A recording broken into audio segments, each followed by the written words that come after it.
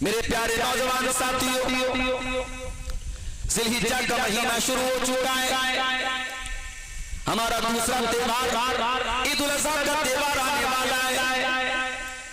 اپنے اپنے جانوروں کی گردن پر اللہ کا نام لے کر کے ہم چھری چلائیں گے، لیکن کبھی اس بات کے اوپر بھی غور کرنا، جس پیغمبر کی سنت کو ہم زندہ کرتے قربانی کریں گے، ابراہیم علیہ السلام، ذرا اس پیغمبر کی سیرت بھی اٹھا کر کے دیکھو ان کی جوانی کیسی تھی۔ ہمارے پیارے نبی جناب محمد رسول اللہ صلی اللہ علیہ وسلم کی سیرت کو اٹھا کر کے دیکھیے۔ آپ نے جب اسلام کی دعوت دی، آپ نے لوگوں کو جب کلمہ توحید کی دعوت دی، آپ کے اوپر سب سے پہلے ایمان لانے والے نوجوان تھے۔ یہ عبداللہ بن مسعود کون کے نوجوان تھے؟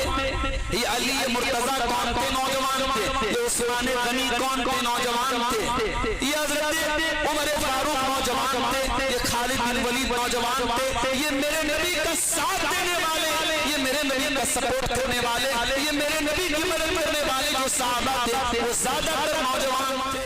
ابھی آپ ویڈیو دیکھا ہوگا، 4 یوٹیوبرز جو یوٹیوب پر ویڈیو بناتے تھے اور جن کے چینل کے 20 لاکھ سے زیادہ سبسکرائبر تھے اور لاکھوں روپے مہینہ کماتے تھے، اور اپنے چینل پہ وہ کیا ڈالتے تھے؟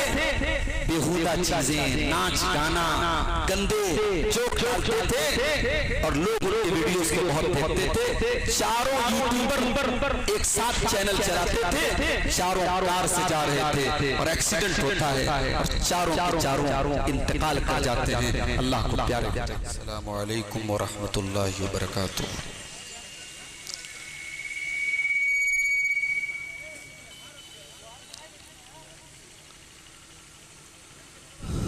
الحمدللہ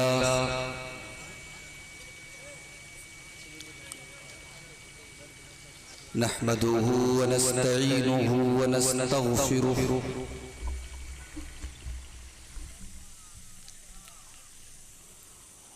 ونعوذ بالله من شرور أنفسنا ومن سيئات أعمالنا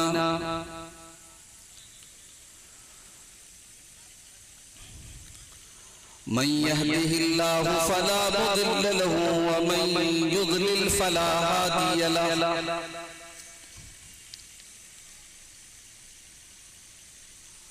وأشهد أن لا إله إلا الله وحده لا شريك له وأشهد أن محمدا عبده ورسوله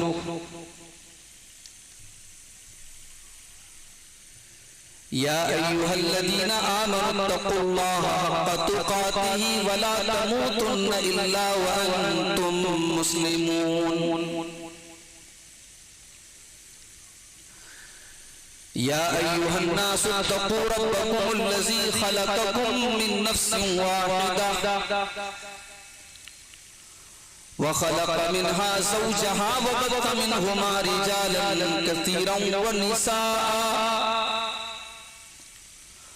واتقوا الله الذي تساءلون به والأرحام إن الله كان عليكم رقيبا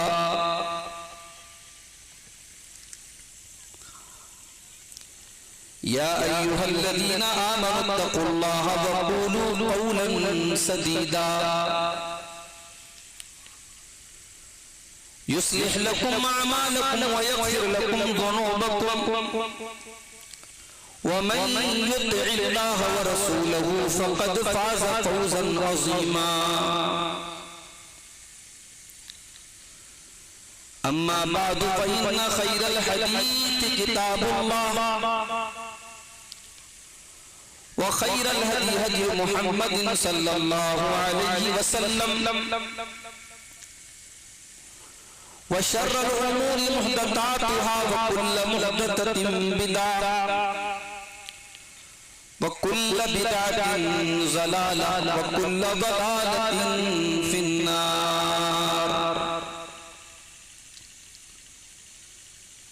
أعوذ بالله من الشيطان الرجيم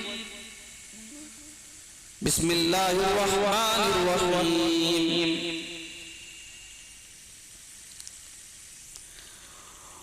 وَلْتَكُنْ مِنْكُمْ أُمَّةٌ يَدْعُونَ إِلَى الْخَيْرِ وَيَأْمُرُونَ بِالْمَعْرُوفِ وَيَنْهَوْنَ عَنِ الْمُنْكَرِ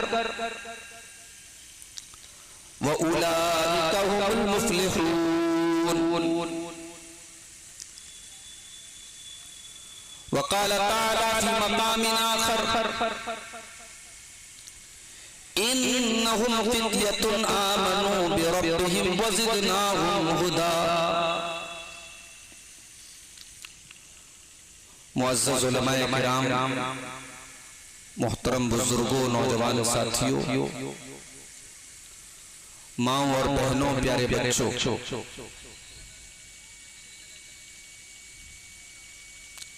بھٹپرا کی سرزمین پر آج کا یہ پروگرام اصلاح معاشرہ کے عنوان سے بڑے منظم انداز میں اور بڑے خوبصورت انداز میں چل رہا ہے. مجھ سے پہلے آپ نے اصلاح معاشرہ کے مختلف پہلوؤں پر شیخ عبدالسمیع ندوی حفظہ اللہ سے، اسی طریقے سے شیخ نیاز فیضی حفظہ اللہ سے، شیخ ابوالعاص وحیدی حفظہ اللہ سے، شیخ ابراہیم مدنی حفظہ اللہ سے آپ نے اصلاح معاشرہ کے مختلف پہلوؤں پر اپنے اپنے انداز میں ان علماء کے بیانات کو سماعت کیا. آپ نے دیکھا ہوگا جلسے کے پوسٹر پر ہر مقرر کے نام کے ساتھ اس کا عنوان بھی لکھا ہوا. مجھے جو عنوان دیا گیا وہ ہے نوجوان اور اصلاح معاشرہ. معاشرے کی اصلاح میں، سماج کو سدھارنے میں نوجوانوں کا کیا رول، اور اس کے اپوزٹ پر اگر ہم غور کریں، کسی سماج کے بگڑنے میں، کسی سماج کے تباہ ہونے میں، کسی سماج کے برباد ہونے میں نوجوانوں کا کتنا رول. میرے بھائیوں، یہ ایک سچائی ہے جس سے کوئی انکار نہیں کر سکتا کہ ہر دور میں کوئی بڑا کارنامہ، کوئی بڑا کام کرنے کی طاقت اگر کسی میں ہے تو نوجوانوں میں ہوتا ہے. دنیا کی کوئی بھی تحریک، کوئی بھی موومنٹ، کوئی بھی انقلاب، کوئی بھی پریورتن نوجوانوں کے بغیر نہیں ہو پایا ہے، نہ ہو پائے. کیونکہ انسانی زندگی کا سب سے گولڈن اگر کوئی پیریڈ ہوتا ہے تو وہ نوجوانی کا پیریڈ ہوتا ہے. ایک نوجوان کے اندر جتنی طاقت ہوتی ہے، جتنا جوش ہوتا ہے، جتنا جنون ہوتا ہے، جتنا جذبہ ہوتا ہے، وہ کسی بوڑھے کے اندر وہ جذبہ نہیں ہو سکتا. اسی لیے ہماری شریعت میں نوجوانوں کو بڑی اہمیت دی ہے. ہمارے پیارے نبی جناب محمد رسول اللہ صلی اللہ علیہ وسلم نے نوجوانوں کے جذبات کا، ان کے ایموشنز کا ہمیشہ خیال رکھا، اور نوجوانوں کے جوانی کے جو تقاضے ہوتے ہیں ان تقاضوں کو آپ نے صحیح ڈائریکشن اور صحیح رخ دینے کی آپ نے تعلیم دی. قرآن کریم میں اللہ تعالیٰ نے ایک واقعہ بیان کیا، اصحاب کہف کا واقعہ. قرآن کے 15ویں پارے میں ایک سورت ہے، سورۃ الکہف. ہم اور آپ جانتے ہیں، جمعہ کے دن پڑھتے ہیں. کہف کے معنی ہوتے ہیں غار. یہ کچھ نوجوان تھے جو ایسی قوم کے بیچ میں جو ساری قوم مشرک تھی، بت پرست تھی، اس قوم کے بیچ میں ان نوجوانوں نے توحید کا جھنڈا بلند کیا تھا. قرآن کریم میں اللہ تعالیٰ نے جب اس واقعے کو بیان کیا تو اللہ تعالیٰ نے اس بات کو ہائی لائٹ کیا کہ یہ نوجوان انہم فتیۃ آمنوا بربہم وزدناہم ہدی، یہ چند نوجوان تھے جو اپنے رب کے اوپر ایمان لائے. انہم فتیۃ آمنوا بربہم، یہ چند نوجوان تھے جو اپنے رب کے اوپر ایمان لائے. وزدناہم ہدی، اور جب یہ ایمان لائے تو ہم نے ان کے ایمان میں اور اضافہ کر دیا، ان کی ہدایت میں اور اضافہ کر دیا. اذ قاموا فقالوا ربنا رب السماوات والارض لن ندعو من دونه الہا. یہ نوجوان اپنے دور کے بادشاہ کے سامنے جا کر کے کھڑے ہو گئے، اس دور کے بادشاہ کے پاس جا کر کے کھڑے ہو گئے اور انہوں نے اعلان کیا ربنا رب السماوات والارض، ہمارا پروردگار تو وہ ہے جو آسمانوں کا رب ہے، جو زمین کا رب ہے. لن ندعو من دونه الہا، اس اللہ کو چھوڑ کر کے ہم کسی اور کو نہیں پکار سکتے. ظالم بادشاہ کے سامنے کھڑے ہو کر کے اتنی بڑی ہمت کا کام یہ ایک نوجوان کر سکتا ہے. ابھی ہمارے ملک میں بھی ایک واقعہ حال ہی میں ہوا ہے. ایک ایسی عورت کو جس نے کسانوں کو برا بھلا کہا تھا، کسانوں کو گالی دی. ایک کسان کی بیٹی نے یہ جاننے کے باوجود کہ اس کی نوکری خطرے میں پڑ سکتی ہے، اس عورت کے چہرے پر ایسا تھپڑ رسید کیا تھا، وہ تھپڑ ہندوستان کی تاریخ میں لکھا جائے. نوجوان ہر دور میں یہ گٹس اور یہ ہمت نوجوان ہی کر سکتا ہے. قرآن کریم میں اللہ تعالیٰ اصحاب کہف کا واقعہ بیان کر رہا ہے کہ اصحاب کہف کون تھے؟ نوجوان. اور علماء نے لکھا ہے، مفسرین نے لکھا ہے کہ اصحاب کہف یہ بڑے بڑے امیر باپ کے بیٹے تھے، یہ بڑے رئیس باپ کے بیٹے تھے، حویلیوں میں رہتے تھے. انہوں نے اپنا محل اپنا گھر بار سب چھوڑ کر کے جب ان کو یہ لگا کہ اب ایمان پر چلنا بہت مشکل ہے اس بستی میں رہ کر کے، تو یہ کہاں چلے گئے؟ اذ اوى الفتية الى الكهف فقالوا ربنا آتنا من لدنك رحمة وهيئ لنا من امرنا رشدا. یہ اپنی قوم کو چھوڑ کے، اپنے باپ کے محلوں کو چھوڑ کے، اپنی حویلیوں کو چھوڑ کے پہاڑوں کی گفاؤں میں چلے گئے. آج سدھارتھ نگر کے بہت سارے لوگ بمبئی میں رہتے ہیں، دلی میں رہتے ہیں. کیوں رہتے ہیں؟ روزی روٹی کا مسئلہ ہے. اپنے گاؤں میں کوئی کام نہیں ہے، کوئی دھندا نہیں ہے، تو چلو بھائی بمبئی میں جا کے کام کرتے، دلی میں جا کے کام کرتے. آج ہم اپنا گاؤں چھوڑ کر کے دوسرے شہر میں جاتے ہیں اپنی روزی روٹی کے لیے، اپنے کام دھندے کے لیے. اصحاب کہف نے اپنے باپ کا گھر چھوڑ دیا، اپنا محل چھوڑ دیا، اپنی حویلی چھوڑ دی، اپنا عیش و آرام چھوڑ دیا. روزی روٹی کے لیے نہیں، پیسے کے لیے نہیں، دنیا کے چند ٹکوں کے لیے نہیں، اپنے ایمان کو بچانے کے لیے، اپنی توحید کو بچانے کے لیے. میرے پیارے نوجوان ساتھیوں، ذی الحجہ کا مہینہ شروع ہو چکا ہے. ہمارا دوسرا تہوار عید الاضحیٰ کا تہوار آنے والا ہے. اپنے اپنے جانوروں کی گردن پر اللہ کا نام لے کر کے ہم چھری چلائیں گے، لیکن کبھی اس بات کے اوپر بھی غور کرنا جس پیغمبر کی سنت کو ہم زندہ کرتے قربانی کریں گے. ابراہیم علیہ السلام، ذرا اس پیغمبر کی سیرت بھی اٹھا کر کے دیکھو ان کی جوانی کیسی تھی. ابراہیم علیہ السلام کی جوانی کیسی تھی؟ قرآن کریم میں اللہ بیان کرتا ہے ابراہیم علیہ السلام اپنی قوم کو توحید کی دعوت دیتے ہیں، اپنی قوم کو بتاتے ہیں یہ پتھر کے بت تمہارے معبود نہیں ہو سکتے، یہ تمہارے مشکل کشا نہیں ہو سکتے، یہ تمہاری بگڑی نہیں بنا سکتے. اپنی قوم کو چیلنج کرتے ہیں تاللہ لا اکیدن اصنامکم بعد ان تولوا مدبرین. اے میری قوم کے لوگوں، میں تمہارے پتھر کے اپنی قوم کو چیلنج دیتے ہیں حضرت ابراہیم علیہ السلام. اور ایک دن جب موقع پاتے ہیں، جب قوم کے لوگ اپنے میلے ٹھیلے میں چلے جاتے ہیں، ابراہیم علیہ السلام اپنی قوم کو عبادت خانے میں داخل ہوتے ہیں، ہتھوڑا اٹھاتے ہیں اور ایک طرف سے سارے بتوں کو توڑ دیتے ہیں.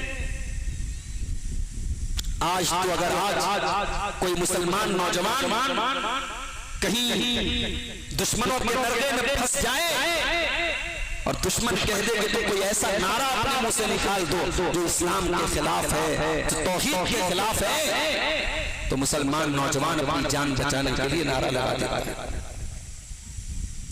یہ الگ بات ہے کہ وہ نعرہ لگانے کے بعد بھی ایسے واقعات ہوئے ہیں کہ اس مسلمان کی جان کو بخشا نہیں گیا ہے، اس کو مار دیا.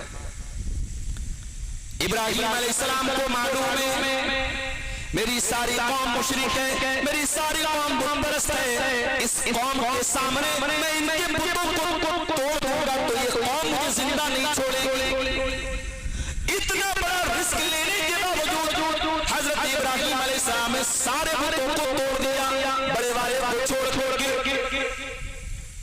جب قوم کے لوگ میلے سے واپس آئے اور اپنے معبودوں کی یہ ضرورت دیکھی، قالوا من فعل هذا بآلهتنا انه لمن الظالمین،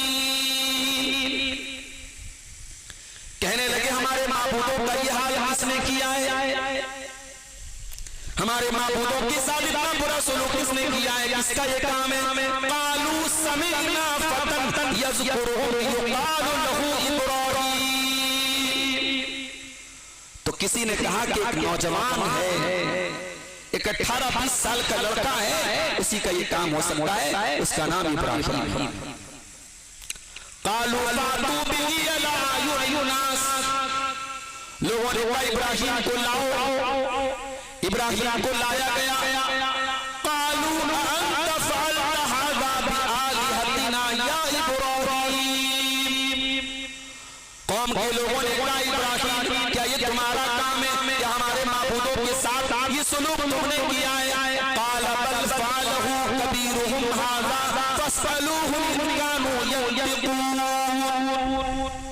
ابراہیم نے کہا یہ کام تو بڑے والے، یہ کام تو ان کے بڑے کا ہے، دیکھو سب ختم ہو گئے، بڑا والا بچا ہے، بڑے والے سے پوچھ لو یہ بتا دے گا کس نے مارا ہے.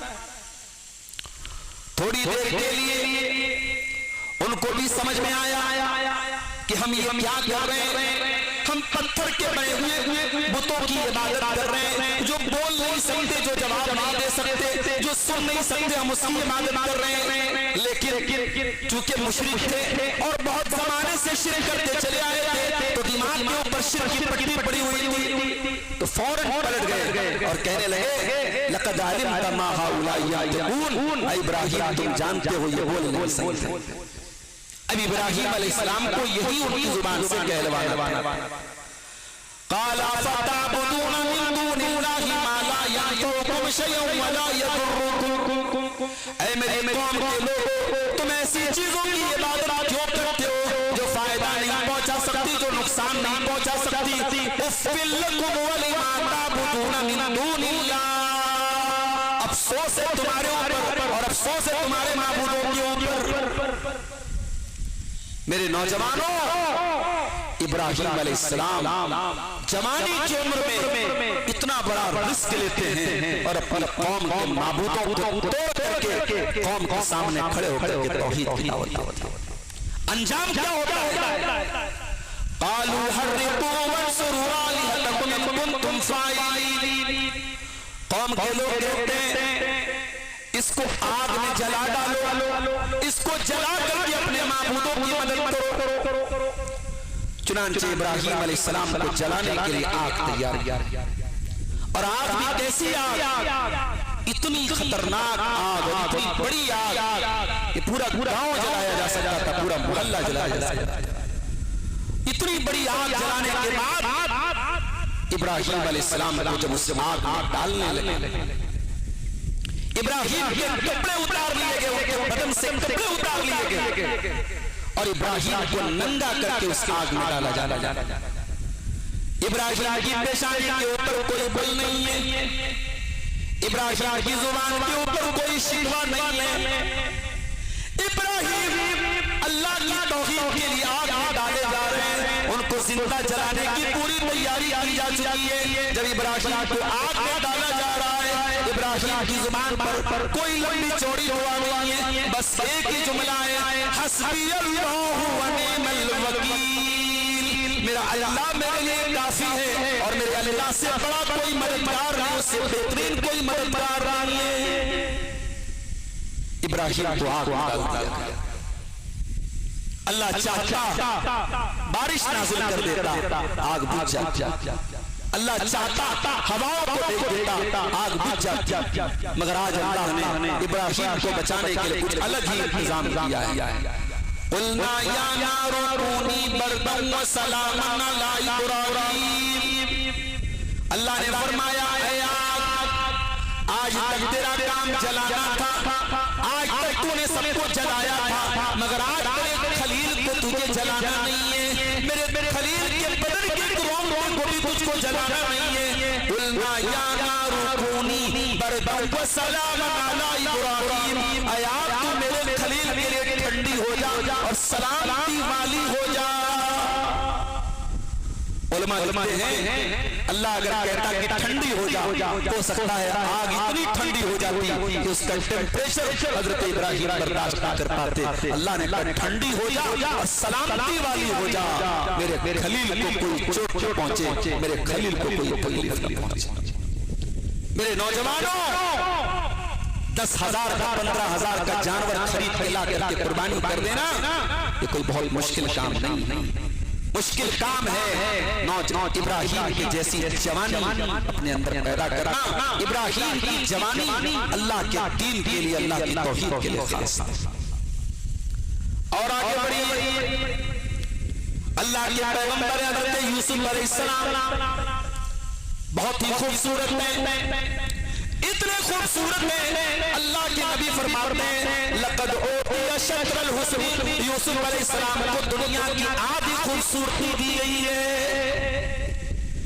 آج ہمارا کوئی نوجوان اگر خوبصورت ہوتا ہے، معاف کرنا، میں نے جو تجربہ کیا ہے، جو مشاہدہ کیا ہے، اگر کوئی لڑکا یا لڑکی اگر خوبصورت ہوتا ہے تو اس کے برائی میں پڑنے کا زیادہ امکان ہوتا ہے، اس کے فتنے میں پڑنے کا زیادہ امکان ہوتا ہے۔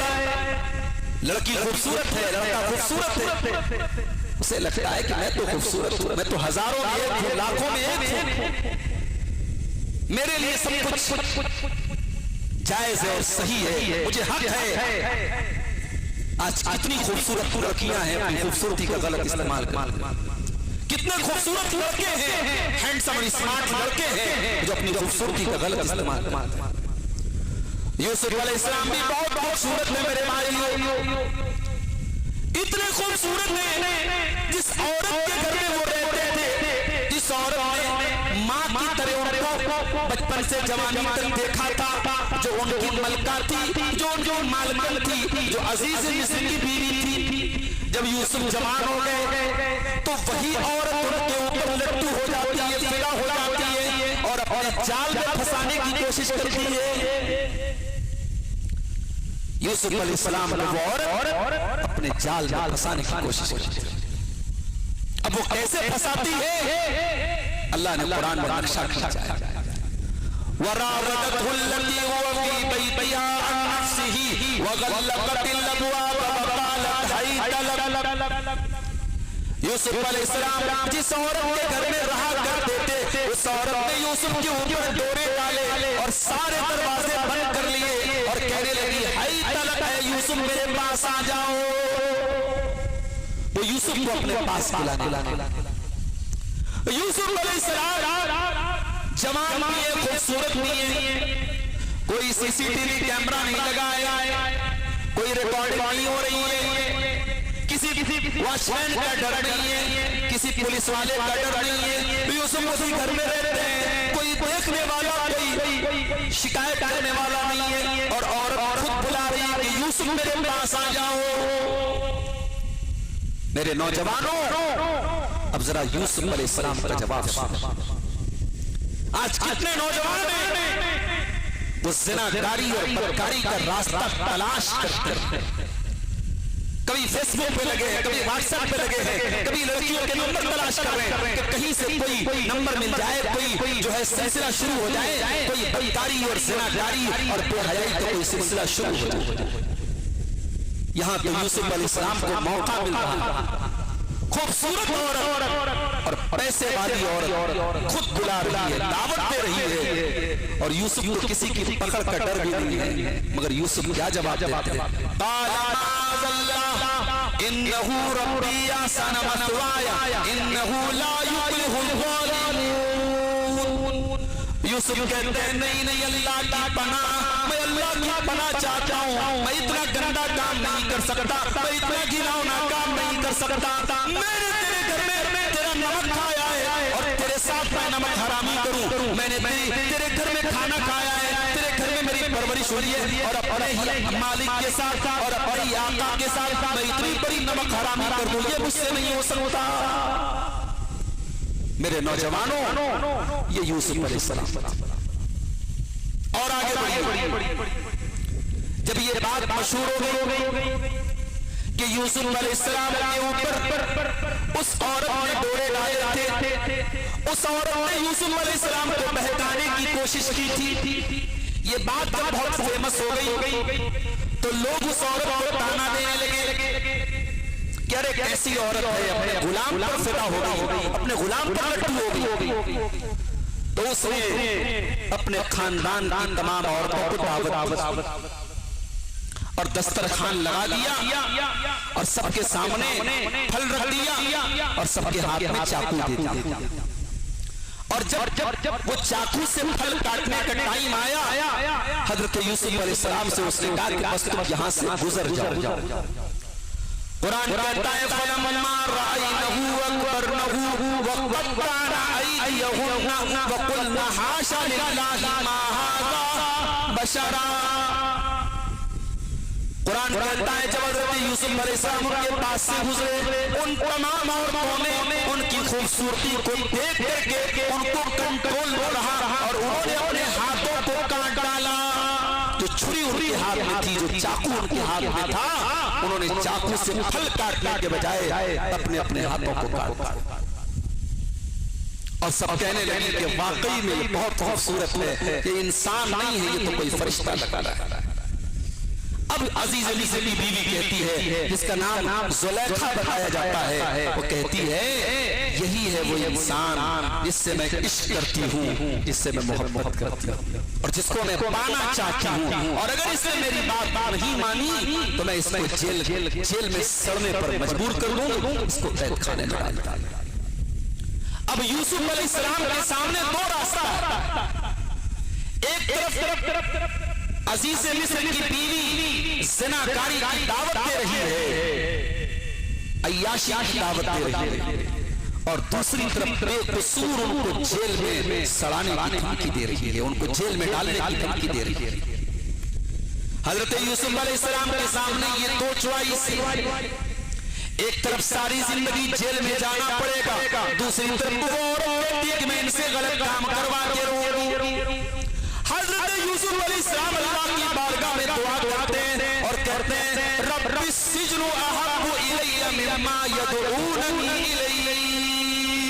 اے اللہ, یہ عورتیں جس کام کی طرف مجھے بلانا چاہتی ہیں, اے اللہ میں جیل میں جانا گوارا کر لوں گا, میں قید خانے میں جانا گوارا کر لوں گا, مگر ان عورتوں کے جال میں پھنسنا گوارا نہ کروں گا. وَإِلَّا تَصْرِفْ عَنِّي كَيْدَهُنَّ أَصْبُ إِلَيْهِنَّ. اور اے اللہ اگر تو نے ان کی چال کو ناکام نہ کیا تو میں تو کمزور ہوں, میں تو انسان ہوں, میں ان کی چال میں پھنس جاؤں گا. وَأَكُنْ مِنَ الْجَاهِلِينَ, اور میں بھی جاہلوں میں سے ہو جاؤں گا. یہ یوسف علیہ السلام ان عورتوں کی دعوت گناہ کو انہوں نے ٹھکرا دیا اور کئی برس تک ان کو جیل میں رہنا پڑا. یوسف جیل میں رہے, قید خانے میں رہے, مگر انہوں نے اپنے آپ کو زناکاری اور بدکاری سے بچا کے رکھا. میرے نوجوان ساتھیوں, معاشرے کی اگر اصلاح کرنا ہے تو ہمیں یوسف علیہ السلام کے جیسے نوجوانوں کی ضرورت ہے. اور آگے بڑھیے, ہمارے پیارے نبی جناب محمد رسول رسول اللہ صلی اللہ علیہ وسلم کی سیرت کو اٹھا کر کے دیکھیے. آپ نے جب اسلام کی دعوت دی, آپ نے لوگوں کو جب کلمہ توحید کی دعوت دی, آپ کے اوپر سب سے پہلے ایمان لانے والے نوجوان تھے. یہ عبداللہ بن مسعود کون کے نوجوان تھے, یہ علی مرتضیٰ کون کے نوجوان تھے, یہ عثمان غنی کون کے نوجوان تھے, یہ حضرت عمر فاروق نوجوان تھے, یہ خالد بن ولید نوجوان تھے, یہ میرے نبی کا ساتھ دینے والے, یہ میرے نبی کا سپورٹ کرنے والے, یہ میرے نبی کی مدد کرنے والے جو صحابہ تھے وہ زیادہ تر نوجوان تھے. اللہ کے نبی کے صحابہ کرام میں سب سے پہلے جو لوگ ایمان لائے اس میں اکثر آپ اگر غور کیجئے گا تو آپ کو نوجوان یاد کرو میرے نوجوان ساتھیوں. جب اللہ کی پیاری نبی مکہ سے مدینہ ہجرت کرنے جا رہے تھے, آپ نے اپنے بستر پر اپنی چادر اوڑھا کر کے حضرت علی کو لٹایا. حضرت علی کو بتایا کہ اللہ کے نبی کو قتل کرنے کی, مرڈر کرنے کی پلاننگ ہو چکی ہے, اتنا بڑا خطرہ ہے اللہ کے نبی کی ذات کو. اس خطرے کے باوجود حضرت علی اپنے نبی کے بستر پر لیٹنے کے لیے تیار ہو جاتے ہیں. اللہ کے نبی کہتے ہیں علی آج کی رات میرے بستر پہ تم کو سو. بستر نبی کا ہے, چادر نبی کی ہے, اور سوئے حضرت علی ہیں, اور حضرت علی کی پیشانی پر ذرہ برابر بل نہیں آیا کہ اے اللہ کے نبی میری جان بھی جا سکتی ہے, مجھے مارا بھی جا سکتا ہے. نہیں, کوئی ڈر نہیں ہے, کوئی دہشت نہیں ہے. اور نبی کے بستر پہ اس رات اگر اپنی جان پر کھیل کر کے اگر کوئی سوتا ہے تو وہ حضرت علی مرتضیٰ رضی اللہ تعالیٰ. اور جب اللہ کے نبی ہجرت کے سفر پہ جاتے ہیں, آپ کے ساتھ آپ کے یار غار حضرت ابو بکر صدیق رضی اللہ تعالیٰ قدم قدم پہ ہوتے ہیں, اور اس پورے سفر ہجرت میں اپنے نبی کا ساتھ دیتے ہیں. میرے نوجوان ساتھیوں, اللہ کے نبی کے صحابہ میں آپ کا ساتھ دینے والے زیادہ تر صحابہ کرام نوجوان. حضرت مصعب بن عمیر کو یاد کرو. مصعب بن عمیر بہت بڑے باپ کی اولاد تھے, بڑے پیسے والے باپ کی اولاد تھے, بڑے شوقین آدمی تھے, باہر سے جوتا منگا کے پہنتے تھے, باہر سے خوشبو منگا کر کے لگاتے تھے, باہر کا کپڑا پہنتے تھے, فیشنیبل نوجوان تھے. مصعب بن عمیر رضی اللہ عنہ جب یہ ایمان لائے, باپ نے گھر سے نکال, ماں نے دروازہ بند کر دیا. مصعب بن عمیر کی وہ عیش و آرام کی زندگی بند ہو گئی, اور مصعب بن عمیر پھٹے پرانے کپڑوں میں مکہ کی گلیوں میں چلنے پر مجبور ہو گئے. صحابہ کرام مصعب بن عمیر کو دیکھتے تھے تو ان کی آنکھوں میں آنسو آ جاتے تھے کہ یہ وہی نوجوان ہیں جو کل تک قیمتی کپڑا پہنتا تھا, اور قیمتی جوتا پہنتا تھا, اور قیمتی خوشبو لگاتا تھا, اور آج پھٹا پرانا کپڑا پہن کر کے مکہ کی گلیوں میں چلتا ہے. اور یہ مصعب بن عمیر اللہ کے پیارے نبی ان کو مدینہ بھیجتے ہیں. اے مصعب تمہیں مدینہ جا کر کے اسلام کی دعوت دینا ہے, تمہیں مدینہ میں جا کر کے محمد رسول اللہ کا دین پھیلانا ہے. مصعب بن عمیر مدینہ جا کر کے اسلام کی تبلیغ کرتے ہیں, اسلام کی دعوت دیتے ہیں, اور 1 سال میں اتنی محنت کرتے ہیں کہ مدینہ کے ہر گھر میں اسلام پہنچ جاتا ہے. اسلام کے پہلے مبلغ اور اللہ کے رسول کے پہلے ایمبیسڈر تھے حضرت مصعب بن عمیر رضی اللہ تعالیٰ.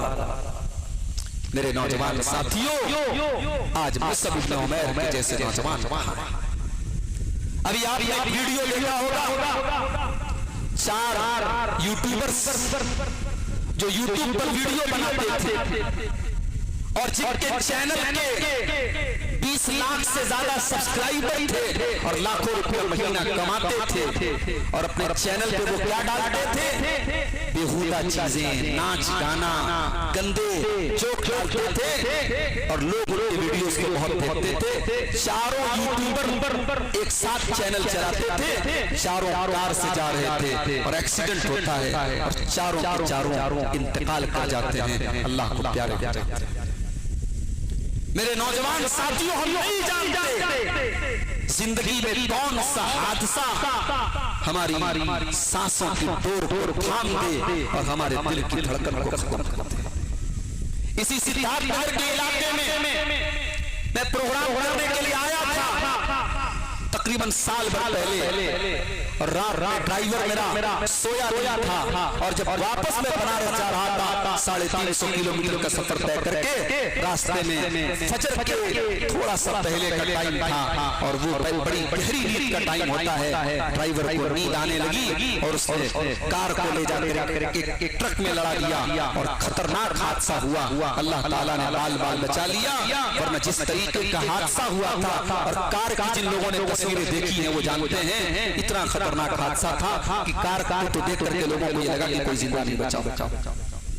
ہم نہیں جانتے کون سا حادثہ ہماری زندگی کو ختم کر دے گا۔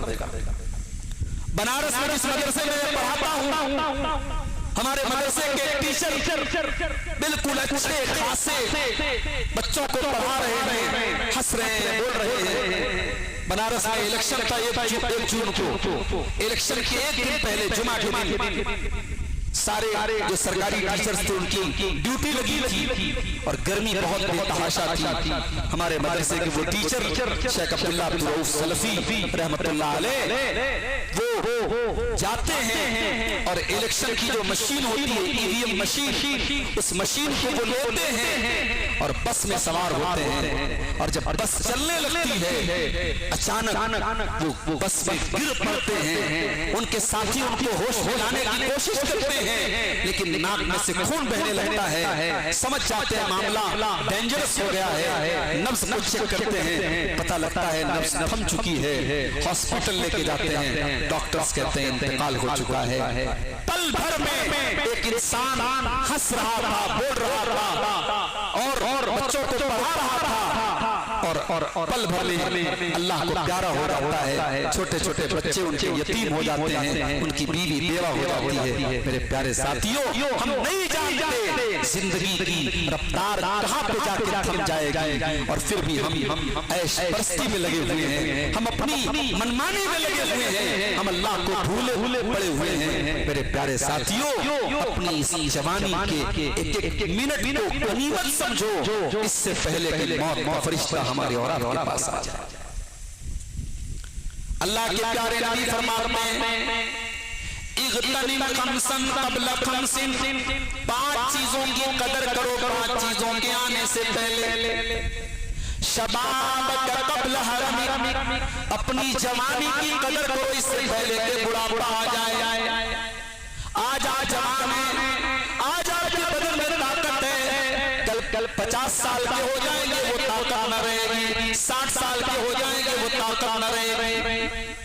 آج اللہ نے آپ کو نوازا ہے، آپ حج بھی کر سکتے ہیں، عمرہ بھی کر سکتے ہیں، لیکن آپ حج نہیں کرنے جاتے ہیں، آپ عمرہ کرنے نہیں جاتے ہیں۔ میں نے مکے میں جا کر کے دیکھا بوڑھے لوگ بیچارے رو رہے ہیں کہ کاش ہمارے اندر طاقت ہوتی، ہم بھی کھانے کعبہ کے قریب سے طواف کر رہے ہوتے، ہم بھی ویل چیئر کے اوپر نہ چل کر کے اپنے پیروں پر چل کر کے اپنی طواف کر رہے ہوتے۔ میرے پیارے ساتھیوں، اپنی جوانی کی قدر کرو اس سے پہلے کہ بڑھاپا آ جائے۔ آج نماز نہیں پڑھتے ہیں، انتظار کرتے ہیں چلو بوڑھے ہو جائیں گے نماز پڑھیں گے۔ اس بات کون گارنٹی دے سکتا ہے کہ آپ بوڑھے ہونے کو زندہ رہیں؟ ہمارے معاشرے میں ہزاروں جنازے ہم دیکھتے ہیں، نوجوانوں کے جنازے ہوتے ہیں۔ ہمارے بنارس میں ہم نے پچھلے 1 سال میں دیکھا سینکڑوں کی تعداد میں کینسر کی بیماری میں لوگ مبتلا۔ پہلے جس طریقے سے سردی زکام میں لوگ مبتلا ہوتے تھے، اب کینسر کی بیماری سردی زکام کی طرف پھیل رہی ہے۔ ہمارے بڑے جاننے والے، بڑے خاص جاننے والے، ان کو کینسر کی بیماری ہوئی اور چٹ پٹ ان کا انتقال ہو گیا۔ میرے پیارے ساتھیوں، اللہ کے نبی کہہ رہے ہیں شباب قبل حرمک، اپنی جوانی کی قدر کرو اس سے پہلے کہ بڑھاپا آ جائے۔ وصحتک قبل سقمک، اور اپنی تندرستی کی، اپنی صحت کی قدر کرو اس سے پہلے کہ تم بیمار ہو جاؤ۔ آج اللہ نے آپ کو تندرستی دی ہے، کل اللہ نہ کرے شوگر کی بیماری ہو جائے، ڈائیبٹیز ہو جائے، آپ میٹھی چیزیں نہیں کھا سکتے، بہت ساری چیزیں آپ نہیں کھا سکتے، بہت ساری چیزوں کا پرہیز کرنا پڑ جاتا ہے۔ آج اگر اللہ نے آپ کو صحت و تندرستی دی ہے، اپنی تندرستی کی قدر کرو اس سے پہلے کہ آپ بیمار ہو جائیں۔ اور تیسری چیز اللہ کے نبی فرماتے ہیں وہ غناک قبل فقر، اپنی دولت کی قدر کرو اس سے سے پہلے کہ تم غریب ہو جاؤ، دولت ختم ہو جائے گی، آج ہے کل نہیں ہوگی، اس سے پہلے کہ دولت ختم ہو جائے، اگر آپ کے پاس دولت ہے اپنی دولت صحیح استعمال کرو، دولت کے ذریعے اللہ کو راضی کر لو۔ اور چوتھی چیز وفراغ قبل الشغل، اپنے ٹائم کی قدر کرو اس سے پہلے کہ تم بزی ہو جاؤ۔ اور پانچویں چیز وحیات قبل موت، اپنی زندگی کی قدر کرو اس کے پہلے کہ تمہیں موت آ جائے۔ میرے نوجوان ساتھیوں، آج معاشرے کی اصلاح میں ہمارا نوجوان کیا رول ادا کر رہا ہے، ذرا ہم اس پر غور کریں۔ ہمارے معاشرے میں کتنے شرک کے اڈے قائم ہیں۔ آپ کے اسی سدھارتھ نگر سے زیادہ دور نہیں ہے لکھنؤ کا علاقہ، آپ چلے جائیں، لکھنؤ سے بہت قریب میں دیوا شریف ہے، دیوا کی وہ مزار ہے، دیوا کی وہ قبر ہے جہاں پہ عرس ہو رہا ہے، اور وہاں پہ ناچنے والی طوائف بھی آتی ہے اور ناچ بھی رہی ہے، ناچ گانا بھی ہو رہا ہے، حرام چیزیں بھی ہو رہی ہیں، اور نام شریعت کا لیا جا رہا ہے، نام دین کا لیا جا رہا ہے۔ آپ ان مزاروں پہ جا کے دیکھیں دنیا کا کون سا ایسا حرام کام ہے جو ان مزاروں پہ نہیں ہو رہا ہے، ان قبروں پہ نہیں ہو رہا ہے۔ میرے بھائی، اس سے بڑا پاپ کچھ نہیں ہے اللہ کو چھوڑ کر کے کسی اور سے مرادیں مانگی جائے، اللہ کو چھوڑ کر کے کسی اور کے آگے ہاتھ پھیلایا جائے۔ جانتے ہو ہم جو قربانی کرتے ہیں، ہم قربانی کرنے کے ٹائم بھی ایک دعا پڑھتے ہیں، اس دعا میں ہم کیا کہتے ہیں؟ ان صلاتی و نسکی و محیای و مماتی للہ رب العالمین۔ جانور کے گلے کے اوپر چھری چلانے کے ٹائم ہم یہ دعا پڑھتے ہیں، اے اللہ میری قربانی تیرے لیے ہے، میری نماز تیرے لیے ہے، میرا جینا تیرے لیے، میرا مرنا تیرے لیے ہے۔ گویا قربانی کے اندر بھی توحید کا سبق دیا جا رہا ہے۔ اے دنیا کے مسلمانوں، جب تو اپنے جانوروں کے گلے کے اوپر چھری چلاؤ تو یہ پیغام اس کے اندر دیا جا رہا ہے، تم ایک اللہ کی عبادت کرنے والے ہو، تم کسی اور کے آگے ہاتھ پھیلانے والے نہیں ہو، تم کسی اور کے سامنے اپنا ہاتھ پھیلانے والے ہو۔ آج کتنے نوجوان ہیں جو توحید سے دور ہیں۔ آپ کے دوستوں میں، آپ کے فرینڈ لسٹ میں، آپ کے اپنے فرینڈ سرکل میں بہت سارے ایسے مسلمان نوجوان ہیں جو شرکیہ عمل کرتے ہیں۔ کہ آپ کی ذمہ داری نہیں بنتی ہے کہ آپ اپنے ان ساتھیوں کو توحید کی دعوت دیں، ان کو بتائیں کہ شرک بہت بڑا پاپ۔ اللہ نے سورہ فاطر کے اندر فرمایا والذین تدعون من دونہ ما یملکون من قطمیر، تم اللہ کو چھوڑ کر کے جن کو پکارتے ہو وہ قطمیر کے بھی مالک نہیں ہے، وہ کھجور کی گٹلی کے اوپر جو باریک سی جھلی ہوتی ہے اس جھلی کے بھی مالک نہیں ہے۔ ان تدعوہم لا یسمعوا دعاءکم، اگر تم ان کو پکارو گے وہ تمہاری پکار کو سن نہیں سکتے، ولو سمعوا ما استجابوا لکم، اور اگر سن بھی لے تو تمہارا جواب نہیں دے سکتے۔ وَيَوْمَ الْقِيَامَةِ يَكْفُرُونَ بِشِرْكِكُمْ، اور قیامت کے دن وہ تمہارے شرک کا انکار کریں گے۔ سورہ حج میں اللہ نے فرمایا یا ایھا الناس ضرب مثلا فاستمعوا له ان الذین تدعون من دون اللہ لن یخلقوا ذبابا، تم اللہ کو چھوڑ کر کے جن کو پکارتے ہو وہ ایک مکھی پیدا کرنے کی طاقت نہیں رکھتے۔ وَإِن يَسْلُبْهُمُ الذُّبَابُ شَيْئًا لَا يَسْتَنقِذُوهُ مِنْهُ، اور مکھی اگر ان کی کوئی چیز چھین کے لے کے چلی جائے وہ مکھی سے وہ چیز حاصل نہیں کر سکتے۔ ضعف الطالب والمطلوب، مانگنے والا بھی کمزور اور جس سے مانگا جا رہا ہے وہ بھی کمزور، کمزور زور سے مانگ رہا ہے، بندہ بندے سے مانگ رہا ہے۔ تو شرک سے بچاؤ اپنے آپ، اس دور کا سب سے بڑا فتنہ ہے۔ ہمارے نوجوان اگر معاشرے کی اصلاح میں اپنا رول ادا کرنا چاہتے ہیں اپنے آپ کو توحید پہ قائم رکھیں اور شرک سے اپنے آپ کو بچائیں۔ اور کوئی یہ نہ سوچے کہ صاحب ہم تو اہل حدیث ہیں، ہم تو باپ دادا سے اہل حدیث ہیں، ہمارے یہاں شرک نہیں ہوتا ہے۔ معاف کیجیے گا، معاف کیجیے گا، ہم نے اسی سدھارتھ نگر کے کچھ بھائیوں کو دیکھا وہ بمبئی اور پونا میں جب ایسے علاقے میں جا کر کے بس گئے جہاں اہل حدیثوں کی آبادی نہیں تھی، جہاں اہل بدعت کی آبادی تھی، جہاں شرک و بدعت کا کام کرنے والوں کی آبادی تھی، اور ان کے بیچ میں جا کر کے جب وہ بس گئے تو دھیرے دھیرے ان کا عقیدہ بھی دھل مل ہونے لگا، ان کے یہاں بھی شرکیہ چیزیں آنے لگی اور ان کے یہاں بھی غلط کام آنے لگے۔ میرے بھائیوں، اپنے آپ کو اور اپنے آنے والی نسلوں کو شرک و بدعت سے بچانا یہ ہماری بہت بڑی ذمہ داری ہے۔ اسی لیے حضرت ابراہیم علیہ السلام جب اللہ سے دعا کرتے ہیں تو کیا کہتے ہیں؟ رب اجعل هذا البلد آمنا، اے اللہ تو مکہ شہر کو امن والا بنا دے، وجنبنی وبنی ان نعبد الاصنام، اور اے اللہ تو مجھے بت پرستی سے بچانا اور میرے بچوں کو بھی تو بت پرستی سے بچانا، اے اللہ تو مجھے بھی شرک سے بچانا، میرے بچوں کو بھی تو شرک سے بچانا۔ شرک سے بچنے کی دعا کرتے ہیں۔ اگر ابراہیم علیہ السلام کو یہ دعا اگر وہ کر رہے ہیں تو ہمیں اور آپ کو تو میرے بھائیوں بہت زیادہ ضرورت ہے ہم اللہ سے دعا کیا کریں اور کوشش کیا کریں کہ ہمارے پریوار میں، ہماری فیملی میں کوئی شرک و بدعت کا کام نہ ہو۔ آج مسلمان قوم کی لڑکیاں مرتد ہو، خبریں آتی ہمارے پاس کہ لکھنؤ کے اندر، گورکھپور کے اندر، بستی کے اندر، بنارس کے اندر مسلمان لڑکی تھی غیر مسلم لڑکے سے شادی کرتی ہے اور دھرم پریورتن کرتی ہے، اس کے مذہب میں داخل ہو جاتی ہے، مرتد ہوتی ہے۔ میرے بھائیوں، یہ صرف اس لڑکی کے لیے افسوس کی بات نہیں ہے، افسوس کی بات یہ نہیں ہے کہ وہ لڑکی مرتد ہو گئی، افسوس کی بات یہ ہے اس لڑکی کا باپ کیا کر رہا تھا، اس لڑکی کی ماں کیا کر رہی تھی، اس لڑکی کا پریوار کیا کر رہا تھا۔ یہ کوئی ایک دن کا کام نہیں ہے، اس پر مہینوں اور کئی سال خرچ کیے جاتے ہیں اور برین واشنگ کی جاتی ہے، مائنڈ سیٹ بنایا جاتا ہے۔ ایک مسلمان لڑکی کے دماغ میں اسلام کے خلاف نفرت بھری جاتی ہے اور تب جا کر کے اس کا پھل اس طریقے سے پیدا ہوتا ہے۔ میرے پیارے ساتھیوں، ہم نے اپنی بیٹیوں کی صحیح تربیت کی ہوتی، اگر ہماری بیٹی نے اسلام کی دولت کو سمجھا ہوتا، ایمان کی دولت کو سمجھا ہوتا، رب کعبہ کی قسم وہ جل جاتی، وہ مر جاتی، وہ کٹ جاتی، مگر وہ ایمان سے سمجھوتا نہ کرتی، توحید سے سمجھوتا نہ کرتی۔ تو سب سے پہلے اپنے عقیدے کی اصلاح کرنا، معاشرے کی اصلاح کرنا ہے، عقیدے کی اصلاح کرنا۔ اور دوسری چیز علم دین حاصل کرنا، اور علم دین آپ کو کہاں ملے گا؟ مدرسوں کے اندر ملے گا۔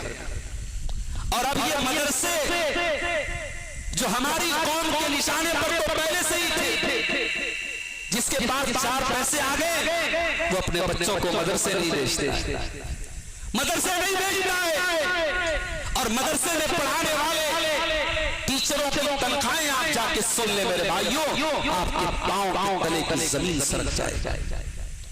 اس مہنگائی کے دور میں 8 گھنٹے مدرسے میں پڑھانے والے ٹیچروں کی تنخواہ کیا ہے؟ 5,000 روپئے، 6,000۔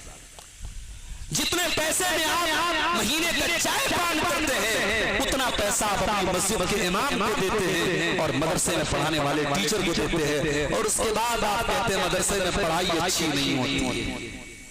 ابھی کشی نگر کا واقعہ بالکل لیٹسٹ آپ نے سنا ہوگا، مسجد میں امام صاحب رہتے تھے، ان کی بیوی بھی عالمہ تھی، امام صاحب کے چھوٹے چھوٹے بچے بھی تھے، اور امام صاحب کے جو کمرہ دیا گیا تھا، کمرہ اتنا جرجر تھا، اتنا کمزور تھا کہ آندھی چلی ہے اور مکان بیٹھ گیا، امام صاحب کا انتقال ہو گیا، ان کی بیوہ، ان کی بیوی شہید ہو گئی، ان کا معصوم بچہ شہید ہو گیا۔ آپ کے کشی نگر کا علاقہ ہے، آپ نے سوشل میڈیا پر نیوز دیکھی ہوگی۔ میرے پیارے ساتھیوں، آج اس امام صاحب کی ہتیا کے ذمہ دار ہم اور آپ، اس امام کی ہتیا کے ذمہ دار ہم اور آپ بھی ہیں۔ ہم نے اپنے ائمہ کو رہنے کے لیے گھر بھی دیا ہے، تو ایسا گھر دیا ہے کہ بارش آئے اور طوفان آئے تو وہ مکان گر جاتا ہے اور اس کا پریوار اس مکان کے نیچے دب کے مر جاتا ہے۔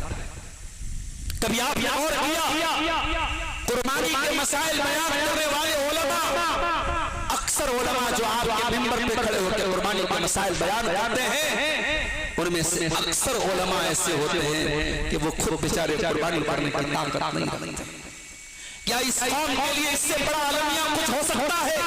اس قوم کے لیے اس سے بڑھ کے افسوس کی بات کچھ ہو سکتی ہے؟ اس قوم کو قربانی کے مسائل بیان کرنے والا جو عالم ہے وہ بیچارہ خود قربانی نہیں کر سکتا ہے۔ میرے پیارے ساتھیوں، اپنے علماء کی قدر کرو، اپنے علماء کی ضرورتوں کا خیال رکھو، اپنے علماء کی محنتوں کا ان کو حق ادا کرو، اپنی مسجدوں کے ائمہ کو اچھی تنخواہ دو، اپنے مدرسوں کے ٹیچروں کو اچھی تنخواہ دو۔ آج حکومت کے نشانے پر تو یہ ادارے ہیں، آج سدھارتھ نگر کا یہ علاقہ، نیپال بارڈر سے سٹا یہ علاقہ، آج میڈیا میں کس طریقے کی خبریں چلائی جا رہی ہیں ہم بہت اچھی طریقے سے جانتے ہیں۔ یہ مدرسے، یہ صفا کالج، یہ ڈومریا گنج کا خیر العلوم، یہ آپ کا باڈی ہار کا جامعہ سراج العلوم، یہ جھنڈا نگر کا جامعہ سراج العلوم، یہ نوگل کا بدر اسکول، یہ جتنے ہماری جماعت کے بڑے بڑے ادارے ہیں جہاں سے ہر سال اسلام کے داعی اور مبلغ پیدا ہو رہے ہیں، یہ ادارے آج میڈیا کے نشانے پر ہیں، فرقہ پرستوں کے نشانے پر ہیں، اور اگر ہمارے بھی نشانے پر یہ مدرسے آ گئے اور یہ ادارے آ گئے میرے بھائیوں تو معاف کرنا، آنے والی نسلیں ترس جائیں گی، شاید کوئی توحید بتانے والا نہ ملے، کوئی نماز کا طریقہ جاننے والا نہ ملے، کوئی قرآن ڈھنگ سے پڑھنے والا نہ ملے، کوئی منبر پہ کھڑا ہو کے خطبہ دینے والا نہ ملے۔ اگر ہم نے ان مدرسوں کی حفاظت نہ کی، اپنے ان علماء کی حفاظت نہ کی، آنے والا دور بھائیوں بڑا نازک ہوگا۔ آج ہمارا نوجوان دنیا کی بڑی نالج رکھتا ہے، دنیا کی بڑی جانکاری اس کے پاس ہے، مگر دین کی جانکاری زیرو ہے اس کے پاس۔ انڈیا پاکستان کا میچ ہو رہا ہے، کس نے کتنا اسکور بنایا، کتنی بال سے انڈیا جیت گیا، کتنے رن سے انڈیا جیت گیا، اور کس بالر نے کتنے رن دیے، کتنے وکٹ لیے، سب معلوم ہے۔ لیکن اس نوجوان سے پوچھو جنازے کی نماز کا طریقہ آتا ہے تجھے؟ نہیں آتا ہے۔ باپ مر گیا، کھڑا ہو کے جنازہ پڑھ رہا ہے، اس لائق بھی نہیں ہے کہ باپ کے جنازے کی نماز پڑھ سکے، اس لائق بھی نہیں ہے کہ باپ کے مرنے کے بعد اللہ کی بارگاہ میں اپنے باپ کی مغفرت کی دعا کر سکے۔ میرے پیارے ساتھیوں، اس سے بڑھ کے بد نصیبی کیا ہو سکتی ہے؟ میرے بھائیوں، میں یہ نہیں کہتا تم دنیا کا علم حاصل مت کرو، ہمیں دنیا کے علم کی بھی ضرورت ہے، ہماری قوم کو ڈاکٹروں کی ضرورت ہے، ہماری قوم کو انجینئروں کی ضرورت ہے، ہماری قوم کو وکیلوں کی بھی ضرورت ہے، ہماری قوم کو IAS آفیسرز کی بھی ضرورت ہے، ہماری قوم کو اچھے پولیٹیشین کی بھی ضرورت ہے، مگر میں یہ چاہتا ہوں میری قوم کا لڑکا جب ڈاکٹر بنے تو وہ ایسا ڈاکٹر بنے کہ حی علی الصلاۃ کی آواز سن کر کے اپنے مریض سے کہے تم 10 منٹ رکو میں نماز پڑھ کے آتا ہوں۔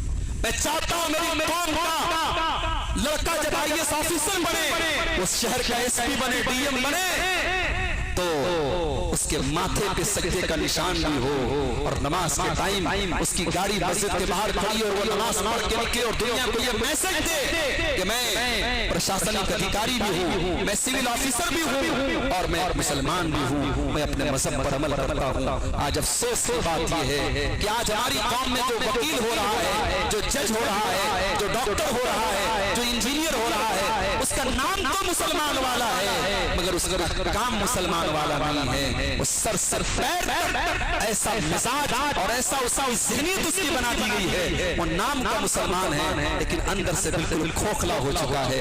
میرے پیارے ساتھیوں، اپنے نوجوان بھائیوں سے میں کہنا چاہتا ہوں دین کا علم حاصل کرو، اور دین کا علم کیسے حاصل ہوگا؟ سال میں صرف ایک بار جلسہ کرا لینے سے دین کا علم حاصل نہیں ہوگا۔ دین کا علم حاصل کرنے کے لیے آپ کو محنت کرنی پڑے گی، آپ کو اپنے علماء سے کانٹیکٹ کرنا پڑے گا، آپ کو اپنا شعور بیدار کرنا پڑے گا، اپنے دین کے متعلق آپ کو سینسٹیو ہونا پڑے گا، آپ اپنے دین کی جانکاری حاصل کرو۔ میرے پیارے ساتھیوں، اصلاح معاشرہ اگر آپ کرنا چاہتے تو یہ کام بھی آپ کو کرنا پڑے گا۔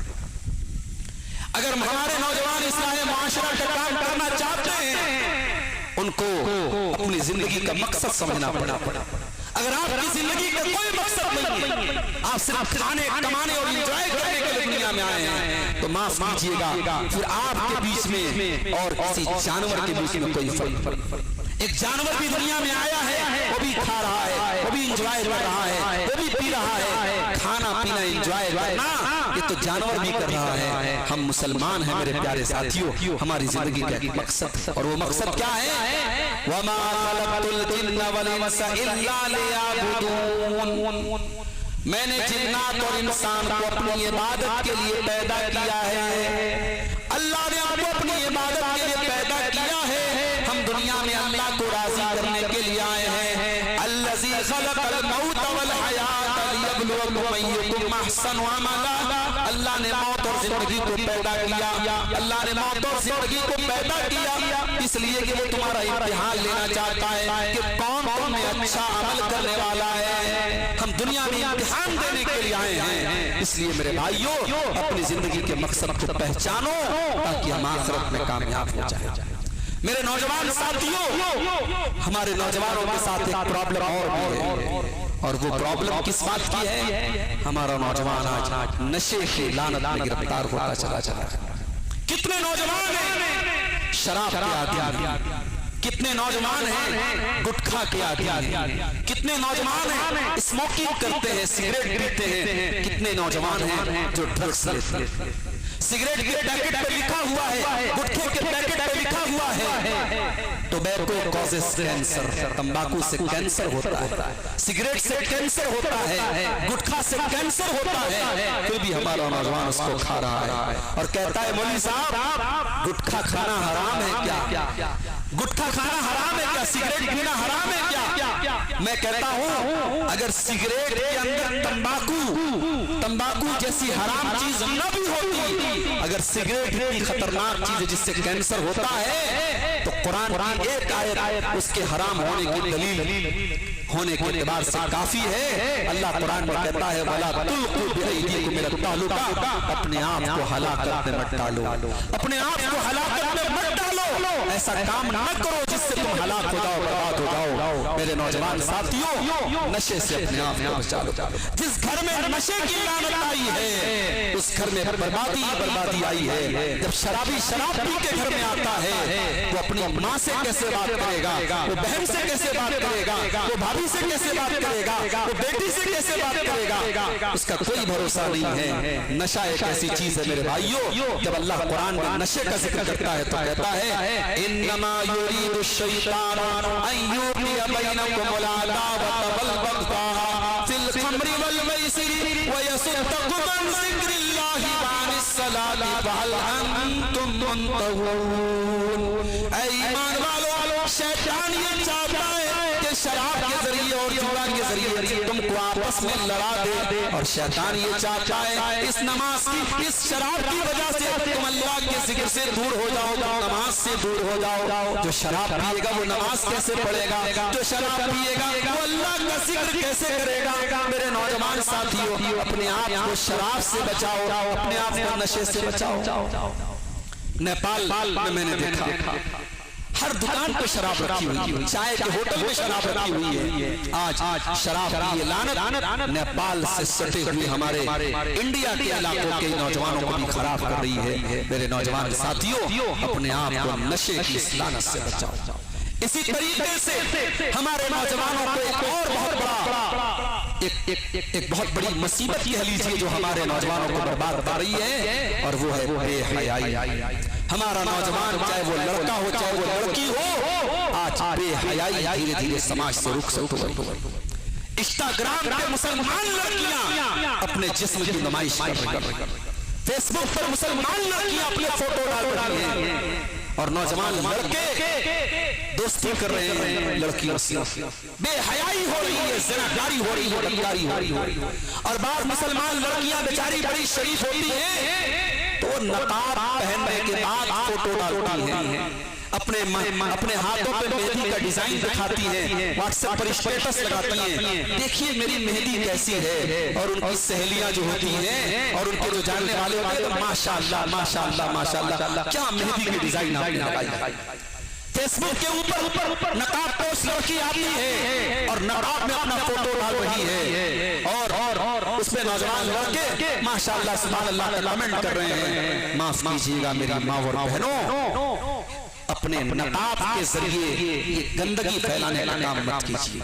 یہ نقاب آپ کا پردہ ہے, آپ کی علامت ہے. یہ فیس بک پر ظاہر کرنے کی چیز نہیں ہے, یہ انسٹاگرام پر ظاہر کرنے کی چیز نہیں ہے. آج کل نقاب میں ایک نیا فیشن چلا ہے, نقاب کے اوپر شہزادی لکھا ہوتا ہے. بعض لڑکیوں کو آپ دیکھیں گے نقاب کے اوپر شہزادی لکھا ہے یا نقاب کے اوپر ماشاءاللہ لکھا ہے. ارے ماشاءاللہ نقاب پہ لکھنے کی چیز نہیں ہے. اگر آپ اپنے باپ کی شہزادی ہیں ٹھیک ہے, ہوں گے آپ اپنے باپ کی شہزادی, مگر اس کو نقاب پہ لکھنے کی ضرورت نہیں ہے. آپ بہت خوبصورت ہیں ماشاءاللہ, لیکن نقاب پر ماشاءاللہ لکھنے کی ضرورت نہیں ہے. نقاب کا مقصد آپ کو چھپانا ہے, نقاب کا مقصد آپ کو سیکیور کرنا ہے. شادی بیاہ کے موقع پر اچھے دیندار گھروں میں آپ دیکھ لیجئے لڑکیاں بن سور کر کے میک اپ کر کے آ رہی ہیں اور غیر مردوں کے سامنے سے گزر رہی ہیں اور کسی کو کوئی فرق نہیں پڑتا. لوگ کہتے ہیں ارے کیا ہو گیا, شادی کا موقع ہے, کیا شادی کے موقع پر بے حیائی جائز ہو جاتی ہے, بے پردگی جائز ہو جاتی ہے؟ نہیں میرے بھائیو, بے پردگی سال کے 365 دن حرام ہیں, شادی بیاہ کے موقع پر بھی حرام ہے اور ہر حال میں حرام ہے. اللہ قرآن میں کہتا ہے وَلَا يُبْدِينَ زِينَتَهُنَّ إِلَّا مَا ظَهَرَ مِنْهَا. اے مسلمانوں تم اپنی خوبصورتی کو کسی غیر مرد کے سامنے ظاہر نہ کرنا. وَلْيَضْرِبْنَ بِخُمُرِهِنَّ عَلَى جُيُوبِهِنَّ. اور اے مسلمانوں تمہارا دوپٹہ تمہارے سینے پر ہونا چاہیے.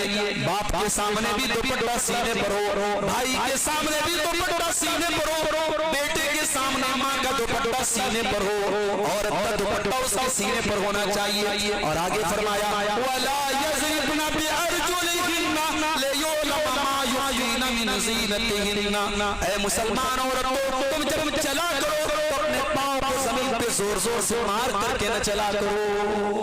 تو بے حیائی سے قرآن روک رہا ہے, بے حیائی سے اللہ کے نبی روک رہے ہیں. لیکن آج ہماری نوجوان نسل جو ہے وہ بے حیائی کے راستے کی طرف جا رہی ہے. میرے پیارے ساتھیوں, یہ بے حیائی بھی ہماری قوم کو برباد کر رہی ہے.